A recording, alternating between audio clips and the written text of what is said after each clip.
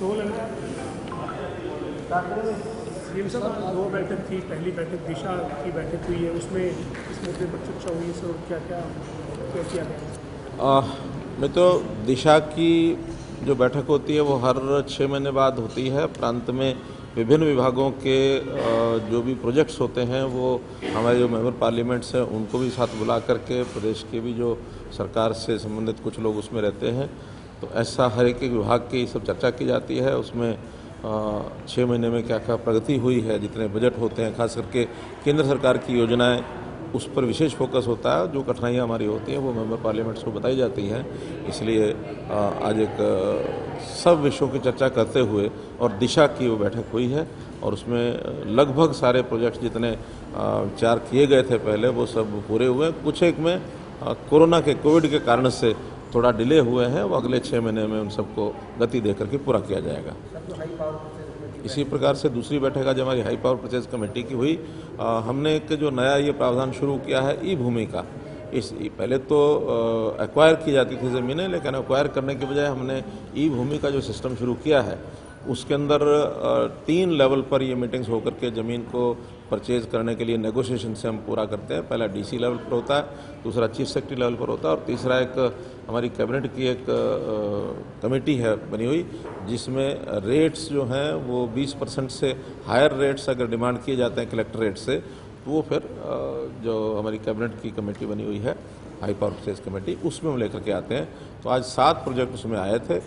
लगभग 311 एकड़ ज़मीन और 172 करोड़ रुपए में आज वो खरीद की गई है। जितने भी प्रोजेक्ट थे सबके सब आज नेगोशिएशन के द्वारा पूरे हुए।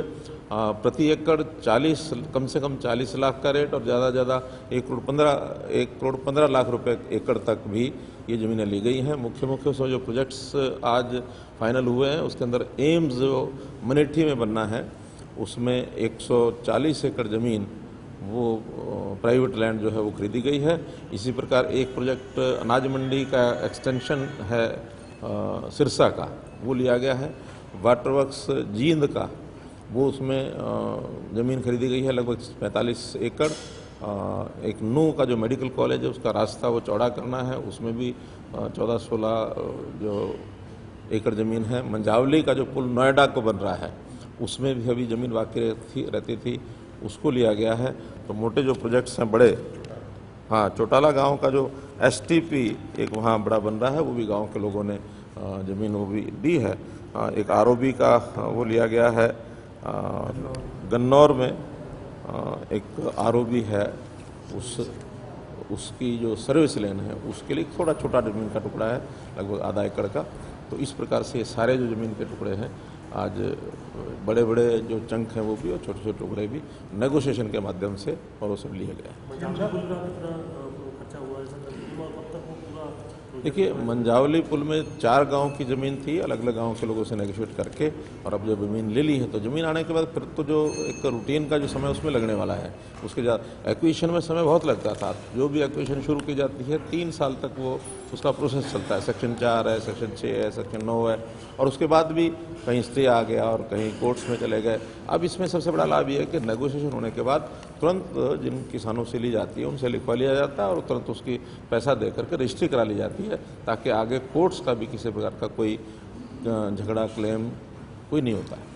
नेता विपक्ष और पूर्व मुख्यमंत्री भूपेंद्र सिंह हुड्डा, हालांकि बहुत विस्तृत चर्चा हुई है विधानसभा के मॉनसून सत्र में, लेकिन कल फिर आरोप लगा रहे थे कि डीसी को पावर दे दी, किसान को 5 घंटे का पहले का भी नोटिस नहीं देने। जो नया कानून में आपने जो अमेंडमेंट किया है वो कह रहे हैं कि किसान की जमीन हथियाने की सरकार की।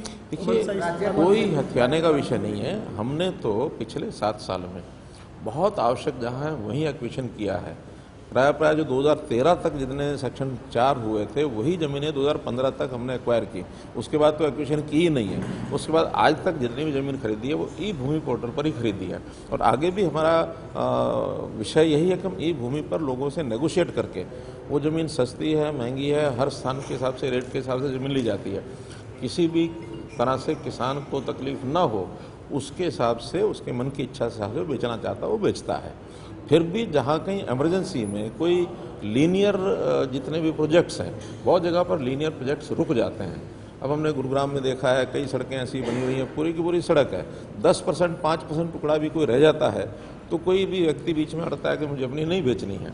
ऐसे इमरजेंसी प्रोजेक्ट्स, लीनियर प्रोजेक्ट्स, उसी में केवल ये कहा गया कि उसके अंदर हमने एक जो सोशल क्या रहता है, सोशल असेसमेंट, तो सोशल असेसमेंट जो रहती है उसी प्रावधान को खत्म किया ताकि हम उसको सीधा नोटिस दे करके, उसमें भी एक्विजिशन का प्रकार वही रहेगा, सेक्शन 4 भी होगा, 6 भी होगा, 9 भी होगा, लेकिन जो हियरिंग होती थी पब्लिक हियरिंग उसमें, क्योंकि इमरजेंसी प्रोजेक्ट हैं।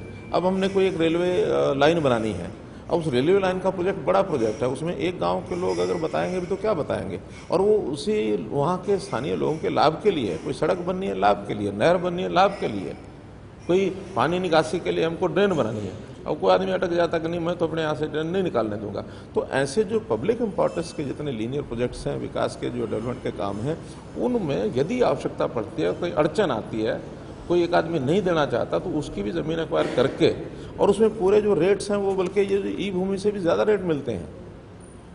और किसी को अगर कल को मानो ई भूमि में भी कोई आदमी नहीं देता और बीच में अटक जाता, उसके लिए प्रावधान है कि उसका हम एक्सचेंज करके उसकी ज़मीन दे देते हैं। किसी को नहीं बेचनी है वो बेच सकते हैं।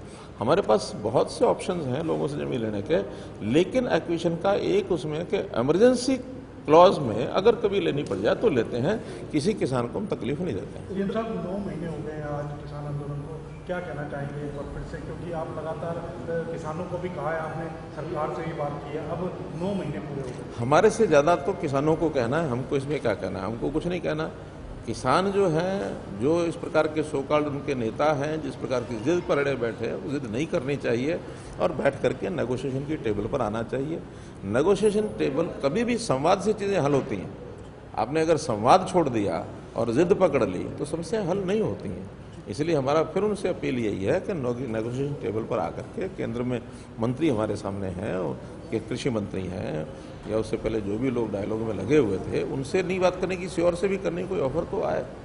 इसलिए नेगोशिएशन ही रास्ता है और कोई रास्ता नहीं। हिसार एयरपोर्ट पर जो एयर टैक्सी की शुरुआत की थी वो भी कुछ दिन से बंद है सर, उसको लेकर के क्या जानकारी देना चाहिए आखिर?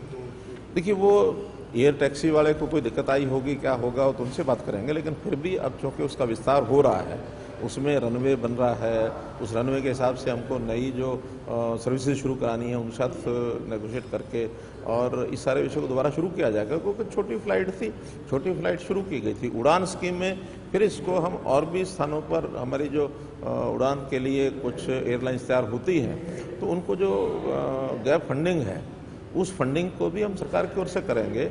ऐसी बहुत जगह चल रही है, हम भी कोशिश करेंगे कि एक बार विस्तार हो जाए एयरपोर्ट का, उसके बाद उसको और शुरू कराएं। प्रधानमंत्री जी वैक्सीनेशन को ज़्यादा से ज़्यादा राज्य जो है उसमें और आगे काम करें और उसको लेकर उन्होंने एक तरह से अभियान चलाया और अपील भी की।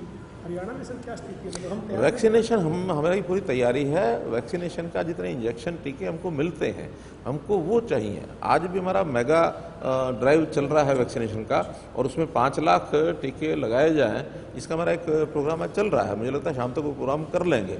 इसलिए हमारे यहाँ सिस्टम, इंफ्रास्ट्रक्चर में जो उसकी सारा सिस्टम है वो पूरा बना हुआ है, उसमें कहीं कोई कठिनाई नहीं है। और अब इस समय तक लगभग 1,40,00,000 लोगों को इंजेक्शन लग चुके हैं, जिसमें से लगभग 36 लाख जो हैं वो सेकेंड डोज है और 1,03,04,00,000 जो है फर्स्ट डोज है। इसलिए आगे कोशिश ये हो रही है कि जिन्होंने फर्स्ट डोज लगवा ली है उनको सेकेंड डोज भी साथ साथ लगती चली जाए।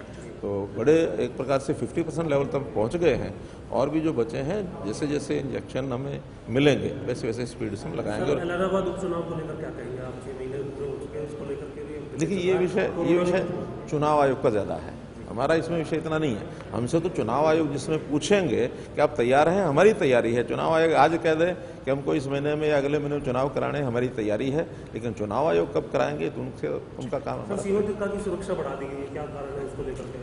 नहीं, देखिए, कोई ऐसा कारण नहीं है। कोई स्थानीय तौर पर जैसे छोटी मोटी बातें वहाँ फरीदाबाद में, गुड़गांव में चलती रहती हैं, तो उस विषय को लेकर के उन्होंने सुरक्षा मांगी, हमने दी।